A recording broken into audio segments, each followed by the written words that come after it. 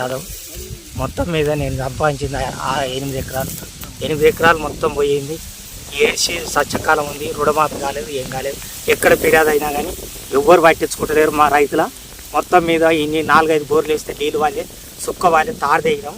మొత్తం 8 ఎకరాలు మొత్తం పోయింది. వీటికి పెట్టుబడి ఒక 4 లక్షలు పెట్టాం. అది పోయింది, ఇది పోయింది సార్. మేము ఏం బతికేకాలం ఏం లేదు.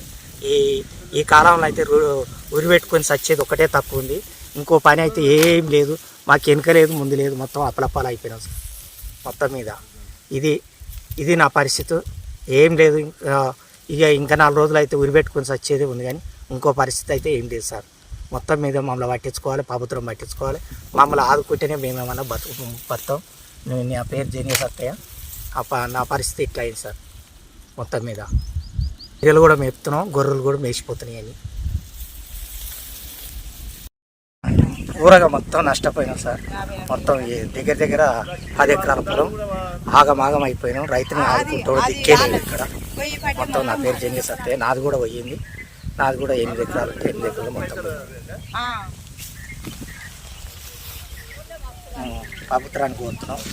మాకు నష్టపరిహారం ఇవ్వాలని మేము కోరుతున్నాం. అలా దయ, ప్రభుత్వం దయ. 2 ఎకరాలు చేస్తున్నాం కౌలు. మొత్తం ఎండిపోయిందా? మొత్తం ఎండిపోయింది. 2 ఎకరాలు ఎండిపోయింది. పెట్టిన కాడికి ఎండిపోయింది. పేరు కలమ్మ. ఎవరు? జైన్గా కలమ్మ.